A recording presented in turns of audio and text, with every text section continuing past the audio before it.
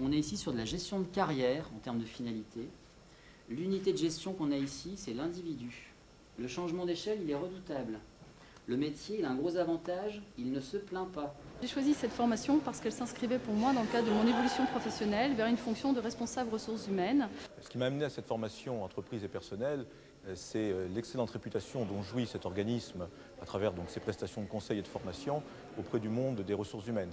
Et j'en veux pour preuve le fait que mon entreprise est adhérente d'entreprise et personnelle. Les principales qualités que je vois au travers d'EPE, c'est effectivement la possibilité d'être formé par des professionnels du métier des ressources humaines qui ont eux-mêmes une longue expérience en entreprise, donc qui peuvent effectivement partager leur expérience. D'après vous, son potentiel d'évolution, il est plutôt faible, plutôt moyen, plutôt fort? Ce qui, selon moi, fait vraiment la différence, c'est la qualité des intervenants, la richesse du contenu des programmes de formation. Et en même temps de bénéficier des expériences d'autres collaborateurs ressources humaines qui ont également d'autres pratiques dans d'autres sociétés. Il y a des logiques qui sont assez différentes quand on regarde les Américains ou les Anglais. La formation chez Entreprise Personnelle, c'est une offre très large en formation management et ressources humaines qui en fait se différencie de nos concurrents par le fait que les intervenants ont un profil très diversifié. Ce sont à la fois des consultants en entreprise puisqu'ils font du conseil, ils font aussi des recherches, des études, ils animent des groupes d'échange et ils font aussi de la formation. Je crois que cette triple compétence les a particulièrement rendus aptes à produire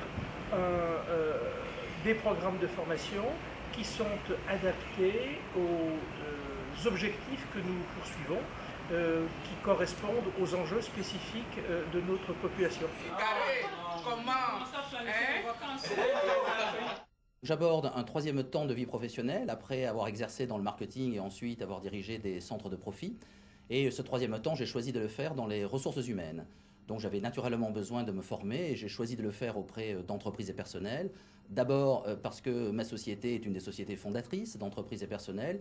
Je crois en même temps, disons, que EP est ce qui se fait de mieux en France en matière de ressources humaines. Donc j'ai choisi un cursus long de certification avec une spécialisation dans la gestion prévisionnelle des emplois et des compétences, qui est un thème qui m'intéresse particulièrement. Les programmes que l'on conçoit viennent la plupart du temps de besoins identifiés chez les clients, si bien que nos programmes inter-entreprises peuvent devenir intra, c'est-à-dire qu'ils sont adaptés aux besoins spécifiques de nos clients.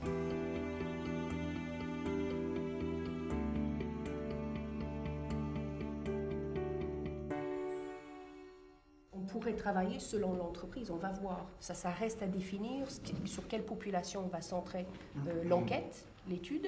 Moi, je suis arrivé comme DRH d'AXA France en 2002 et tout de suite, on m'a conseillé de rejoindre entreprise et personnel pour deux raisons. D'abord, avoir un milieu professionnel d'autres DRH en France. Deuxièmement, retrouver une association qui partage les mêmes valeurs que celle d'AXA. Ça fait 5 ans que je suis heureux qu'AXA soit à nouveau membre d'entreprise et personnel.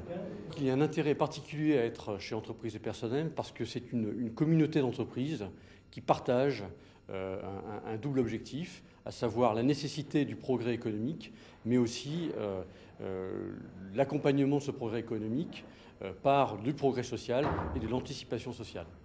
Pourquoi être à EP? Parce que c'est évident, parce que c'est bien plus qu'un organisme de conseil, c'est un lieu d'échange, un lieu de partage qui nous permet, à nous professionnels de la fonction ressources humaines, eh bien, de partager nos expériences, d'en discuter.